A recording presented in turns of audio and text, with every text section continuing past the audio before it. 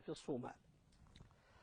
والله بلا شك إذا كان إخواني يستمعون إلي في الصومال فأنا أوجه إليهم هذه الرسالة: يا أحبابي في الصومال، نحن نعلم أنكم في بلد 99 منه من المسلمين، تاريخكم تاريخ صالح، آباؤكم وأجدادكم كانوا من الأخيار، فيكم العلماء وفيكم الناس الأخيار الطيبون. ما الذي أصابكم؟ ما الذي جعلكم تصلون إلى هذه الحالة من استهانة سفك الدماء؟ ألم تعلموا أن حبيبكم محمد صلى الله عليه وسلم قال: لا يزال الرجل في حل من دينه ما لم يصب دما حراما؟ ألم تعلموا وأنتم تعلمون لكن الشيطان كلا بل ران على قلوبهم. ألم تعلموا أن نبيكم محمد صلى الله عليه وسلم قال: لزوال الدنيا وما عليها أهون عند الله من قتل رجل مسلم؟ ألم تعلموا وأعلم أن كثيرا منكم يعلمون؟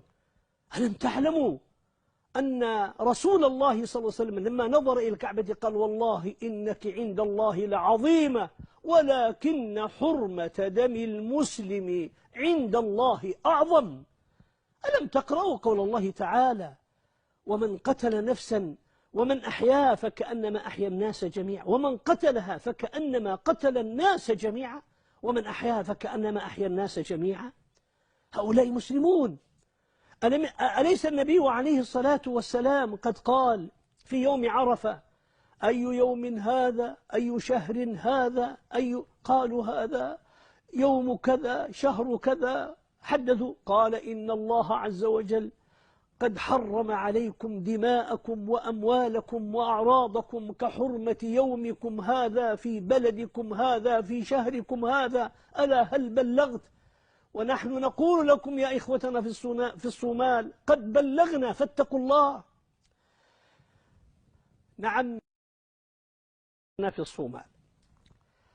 والله بلا شك إذا كان إخواني يستمعون إلي في الصومال فأنا أوجه إليهم هذه الرسالة: يا أحبابي في الصومال، نحن نعلم أنكم في بلد 99 منه من المسلمين، تاريخكم تاريخ صالح، آباؤكم وأجدادكم كانوا من الأخيار، فيكم العلماء وفيكم الناس الأخيار الطيبون. ما الذي أصابكم؟